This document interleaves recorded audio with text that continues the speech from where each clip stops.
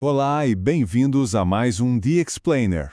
Hoje a gente vai fundo em uma carta antiga, mas com uma mensagem que, olha, continua super atual. A pergunta é, como é que a gente fica em dia com Deus?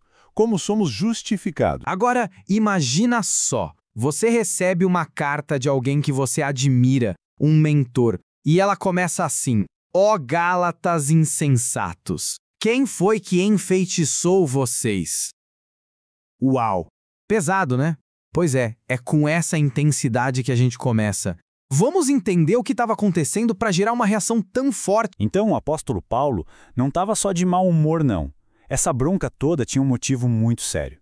Ele estava, na verdade, soando um alarme, um alerta de emergência, porque os Gálatas estavam abandonando a essência da fé deles. E olha que interessante a palavra que ele usa, fascinou, ou, como em algumas traduções, enfeitiçou. A ideia aqui é de um engano tão poderoso, quase mágico mesmo, que estava desviando eles da verdade. Uma verdade que, para Paulo, parecia tão óbvia, tão clara na cruz de Cristo. Ok, mas que mensagem era essa tão poderosa a ponto de enfeitiçar alguém? Era uma ideia bem perigosa, a de que só a fé em Cristo não bastava. Você precisava adicionar algo mais. Esses pregadores que ficaram conhecidos como judaizantes estavam vendendo o que a gente pode chamar de um evangelho do mérito. Sabe? Aquela ideia de que a sua salvação depende também do seu esforço, de você seguir certas regras para merecer. Isso, claro, criou um baita conflito. Pensa bem. De um lado, você tem o evangelho da graça, que diz que a salvação é um presente, de graça. E do outro, essa nova mensagem que dizia: não, a salvação é uma recompensa. Você tem que conquistar. Aí o Paulo joga uma pergunta na lata, direto no coração da questão. Gente, pensem aí. Como foi que vocês receberam o Espírito de Deus? Foi por ficarem se matando para seguir a lei? Ou foi simplesmente por ouvirem a mensagem e crerem nela? A resposta para eles era óbvia, né? Eles sabiam. Para reforçar o argumento dele, Paulo faz uma jogada de mestre. Ele viaja no tempo, mas viaja muito. Lá para trás, antes mesmo da lei de Moisés existir. E ele pega o exemplo de ninguém menos que Abraão, o grande pai da fé. E aqui a gente tem que prestar atenção na linha do tempo, porque ela é a chave de tudo. Olha só, Abraão foi considerado justo por Deus só porque ele acreditou numa promessa. Simples assim. E isso aconteceu séculos antes da lei ser dada a Moisés. E mais, aconteceu antes mesmo dele passar pelo ritual da circuncisão. Então, a gente chega no ponto central. Ser justificado não é um prêmio por bom comportamento, entende? É como um status que Deus te dá. É Ele dizendo, você está certo comigo. E isso acontece pela fé, não por algo que você fez. Foi exatamente o que aconteceu com Abraão. Mas aí Paulo vira a moeda e mostra o outro lado. Ele diz, ok, mas e se você tentar ser justificado pela lei? Bem, aí a coisa complica e muito. Para a gente ter uma ideia, a lei de Moisés não é pouca coisa não, estamos falando de 613 mandamentos. E o problema é que o padrão da lei é perfeição, 100%. Você tem que obedecer a tudo, o tempo todo, sem falhar. A Bíblia mesmo diz que se você tropeçar em um único ponto da lei, pronto, você é culpado de quebrar ela inteira.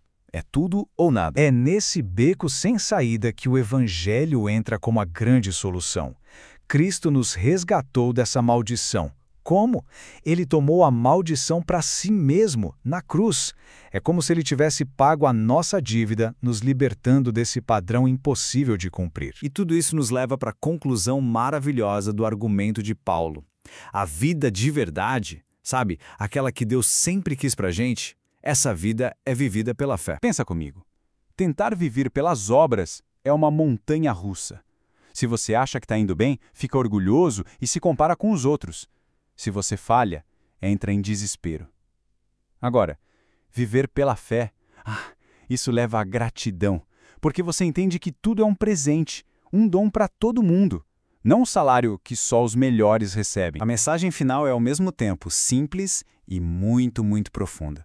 Se a gente tenta adicionar qualquer coisinha ao sacrifício de Jesus, qualquer regra, qualquer ritual, no fundo, o que a gente está dizendo é que o que ele fez na cruz não foi o suficiente. Isso é muito sério. E esse alerta para os Gálatas, acredite, continua super relevante hoje. Os feitiços modernos são mais sutis, né? É aquela ideia de que, sei lá, quanto mais ativo eu sou na igreja, mais pontos eu ganho com Deus. Ou acreditar que ter dinheiro é sinal de que sua fé é forte. Ou quando a gente transforma tradições humanas em regras divinas, esquecendo do evangelho simples e puro. E isso tudo nos deixa com uma pergunta para a gente levar para a vida. Se a salvação é de fato um presente de verdade, e não um salário que a gente ganha por merecer, como é que isso muda o porquê de tudo o que a gente faz hoje? Pensa nisso.